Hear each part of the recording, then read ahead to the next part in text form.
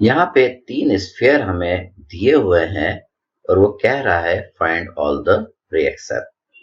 तीनों स्फीयर का डायमीटर और वेट क्या है? सेम है। हमें रिएक्शन देखिए कहाँ कहाँ मिलेगा? हमें रिएक्शन पॉइंट ऑफ कांटेक्ट पे मिलेगा। तो देखिए हम कहाँ कहाँ पे रिएक्शन निकालेंगे? एक इस वाले पॉइंट ऑफ कांटेक्ट पे निकालेंगे, एक इस पे निकालेंगे, एक इस पे निकालेंगे और एक इस पे निकालेंगे। हम इस पे और इस पे नहीं निकाल रहे, क्यों? क्योंकि जितना यहां पे आएगा रिएक्शन उतना ही रिएक्शन यहां पे आएगा, और जितना यहां पे रिएक्शन आएगा उतना ही रिएक्शन यहां पे आएगा, इसलिए हम इन 4 पॉइंट पर रिएक्शन निकालेंगे। तो देखिए सबसे पहले मैं ऊपर वाले स्फीयर का फ्री बॉडी डायग्राम बना रहा हूं। तो पहले देखिए मैंने इसका वेट लगा दिया। वेट कहां पे लगा दिया? इसके सीजी पे। कैसा लगा दिया? Vertically downward. इसका वेट आपको दिया है 100 न्यूटन। अब नीचे वाला स्फीयर ऊपर वाले स्फीयर पे फोर्स लगाएगा। ये फोर्स नीचे वाले स्फीयर के सीजी से चालू होगा और ऊपर वाले स्फीयर के सीजी को जोड़ने वाली लाइन के अलोंग लगेगा। ये देखिए नीचे वाले स्फीयर ने ऊपर वाले स्फीयर पे फोर्स लगा दिया, इसको मैंने नाम दिया R1। ये वाला स्फीयर भी इस पे फोर्स लगाएगा, तो ये वाला फोर्स भी देखिए इस वाले स्फीयर के सीजी से चालू हुआ है और ऊपर वाले स्फीयर के सीजी को जोड़ने वाली लाइन के अलोंग लग रहा है, और इसको मैंने नाम दिया है R2। हमें R1 R2 का एंगल निकालना है। कहां से निकालना है? इस वाली हॉरिजॉन्टल लाइन से निकालना है। ये वाली लाइन। कौन सा एंगल निकालना है हमको इसका? ये वाला और ये वाला। तो इसके लिए देखिए हम थोड़ा सा कंस्ट्रक्शन कर लेंगे। हम देखिए इन दोनों के सेंटर को जोड़ने वाली एक लाइन खींच लेंगे। ये देखिए दोनों के सेंटर को जोड़ने वाली देखिए मैंने यहाँ पे लाइन खींच ली है, और एक लाइन में यहां से नीचे की ओर ले लूंगा। ये मैंने खींच ली। तो ये जो एंगल आएगा वो इस एंगल के बराबर आएगा। ये एंगल को मैंने थीटा बोला, तो ऊपर वाला थीटा इस वाले एंगल थीटा के बराबर आएगा। क्यों आएगा? ये दोनों एंगल बराबर क्यों आएंगे? क्योंकि ये दोनों एंगल करस्पॉन्डिंग है। अब ये वाला एंगल निकालना है, तो यहाँ पे ये राइट एंगल ट्रायंगल बन रहा है। इस राइट एंगल ट्रायंगल का हाइपोटेन्यूज अपने को मालूम है, इसका रेडियस प्लस इसका रेडियस। इसका बेस हम निकाल लेंगे। इसका बेस कैसे निकालेंगे? अब देखिए टोटल कितना है? 360। तो देखिए ये वाला डिस्टेंस और ये वाला डिस्टेंस हम जानते हैं इसके रेडियस के जितना।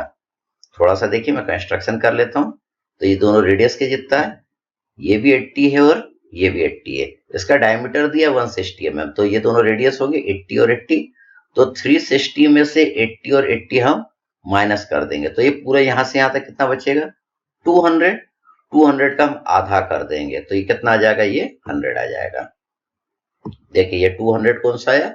इसके सेंटर से इसके सेंटर तक के डिस्टेंस कितना आएगा? 200। लेकिन हमको तो यहां से लेके यहां तक का डिस्टेंस निकालना है, तो ये आपका कितना आ जाएगा? 100 mm। और इसके सेंटर से इसके सेंटर तक का डिस्टेंस कितना आएगा? इसका रेडियस प्लस इसका रेडियस। इसका 80 और इसका भी 80 है, टोटल ये कितना हो गया? 160 हो गया। तो देखिए ये 160 mm। हम cos थीटा लगा देंगे बेस अपॉन हाइपोटेन्यूज। देखिए मैंने लिखा cos theta is equal base is 100, hypotenuse 160। तो इससे आपका थीटा आ जाएगा। थीटा कितना आ जाएगा? 51.31 डिग्री। अब मैं इस सारे कंस्ट्रक्शन को हटा देता हूं, और थीटा ये भी 51.31 आएगा और ये भी 51.31 आएगा। क्यों आएगा? क्योंकि अगर मैं ये वाले ट्रायंगल को देखूं तो ये जो एंगल आएगा ऊपर वाले एंगल के जितना आएगा, तो ये वाला बेस भी 100 आएगा और ये वाला हाइपोटेन्यूज भी 160 आएगा, इसलिए ये दोनों एंगल क्या आएंगे? बराबर। तो देखिए इनको मैंने हटा दिया। ये एंगल मैंने लिख दिया 51.31 और ये भी 51.31 डिग्री हो गया। अब ये तीनों फोर्स मिलके इसको इक्विलिब्रियम में रखे हुए हैं, मतलब इन तीनों के हॉरिजॉन्टल और वर्टिकल कंपोनेंट का अलजेब्रिक सम 0 आएगा। तो देखिए इसको मैं अलग से बना लेता हूं। ये हमारा R1 बन गया, ये R2 बना लिया हमने, और ये वेट हमारा 100 न्यूटन का। हमने यहाँ पे अपनी रेफरेंस लाइन ली है। इस रेफरेंस लाइन से हमको दोनों फोर्सेस का एंगल मालूम है। ये भी 51.31 डिग्री और ये भी 51.31 डिग्री। अब देखिए हमको इनके हॉरिजॉन्टल और वर्टिकल कंपोनेंट का अलजेब्रिक सम 0 करना है। तो देखिए R1 के मैं दो कंपोनेंट बना लूंगा। R1 का देखिए ये जो पहला कंपोनेंट मैंने बनाया ये R1 cos 51.31 डिग्री हो गया। R1 का देखिए हमने दूसरा कंपोनेंट बनाया, ये साइन वाला है, तो ये R1 sin 51.31 हो गया। अब R1 को हटा दिया। R2 के देखिए हमने दो कंपोनेंट बना लिए। थीटा वाला साइड हमारा cos थीटा होगा तो ये R2 cos 51.31 हो गया। R2 का हमने दूसरा कंपोनेंट बना दिया, इसको हमने लिखा R2 sin 51.31। अब R2 को भी हमने हटा दिया। अब देखिए पहले मैं इनके हॉरिजॉन्टल कंपोनेंट का अलजेब्रिक सम कर रहा हूं, मतलब मैं सिग्मा h लिख रहा हूं।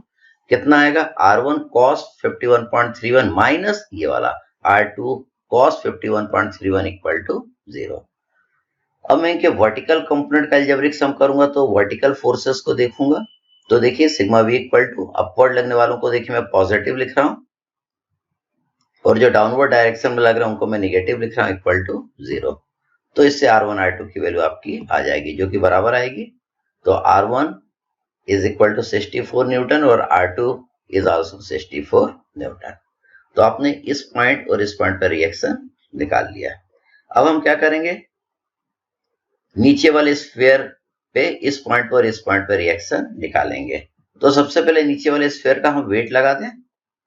वेट कहाँ लगा दें? CG पर। कैसा लगा दें? Vertically downward. ये हमने वेट लगा दिया। इसका वेट हमको दिया हुआ है, कितना दिया है? 100 न्यूटन। अब देखिए नीचे वाले स्फीयर ने ऊपर वाले स्फीयर पे R1 फोर्स लगाया था, तो ऊपर वाला स्फीयर भी नीचे वाले स्फीयर पे R1 फोर्स लगाएगा। देखिए कैसा लगाएगा, ये लग रहा है, ये देखिए R1 फोर्स लगा दिया। ये दोनों R1 का मैग्नीट्यूड बराबर रहेगा लेकिन डायरेक्शन उल्टा रहेगा। एक फोर्स इसके परपेंडिकुलर लगेगा और एक फोर्स इसके परपेंडिकुलर लगेगा। लेकिन पहले हम यहाँ पे रेफरेंस लाइन बना लें। ये देखिए हमारी रेफरेंस लाइन आ गई यहाँ पे।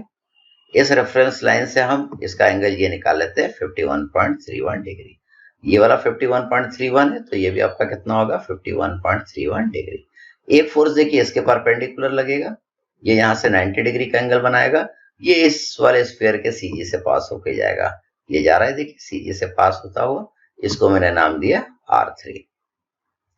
एक फोर्स इसके परपेंडिकुलर लगेगा, ये भी इसके परपेंडिकुलर, ये भी इसके CG से पास होके जाएगा। देखिए इसको मैंने इसके CG से पास कर दिया, इसको मैंने नाम दिया है R4। ठीक, अब देखिए नीचे वाले स्फीयर पे 4 फोर्स लग रहे हैं। ये चारों फोर्स मिलकर इसको इक्विलिब्रियम में रखें, मतलब इन चारों फोर्सेस के हॉरिजॉन्टल और वर्टिकल कंपोनेंट का अलजेब्रिक सम 0 होगा। हम इसको अलग से बना लेते हैं। ये हमारा R3 बन गया, ये R4 बन गया, ये 64 न्यूटन और ये वेट। इसका एंगल निकाल लेते हैं हॉरिजॉन्टल लाइन से। ये हमने रेफरेंस लाइन ले ली और ये एंगल अपना आ जाएगा 51.31 डिग्री। अब हमको इनके हॉरिजॉन्टल और वर्टिकल कंपोनेंट का अलजेब्रिक सम 0 करना है। देखिए 64 न्यूटन के हमने 2 कंपोनेंट बना लिए। एक कंपोनेंट ये बन गया 64 cos 51.31, 64 का दूसरा बना लिया, ये बन गया 64 sin 51.31। अब ये 64 वाला हट गया है। अब देखिए मैं इनके हॉरिजॉन्टल कंपोनेंट का अलजेब्रिक सम 0 कर रहा हूँ। हॉरिजॉन्टल में कौन लग रहे हैं? एक R3 और एक 64 cos 51.31। हमने लिखा sigma h is equal to R3 minus 64 cos 51.31 equal to 0। अब हम वर्टिकल कंपोनेंट का अलजेब्रिक सम 0 करेंगे, तो वर्टिकल फोर्सेस को देखेंगे। देखिए हमने लिखा sigma v equal to R4 ऊपर के डायरेक्शन में, 64 sin 51.31 नीचे के डायरेक्शन में, 100 भी नीचे के डायरेक्शन में इक्वल टू 0। इससे देखिए आपकी R3 और R4 की वैल्यू आ जाएगी। हमारी R3 की वैल्यू आएगी 40 न्यूटन और हमारी R4 की वैल्यू आएगी 150 न्यूटन।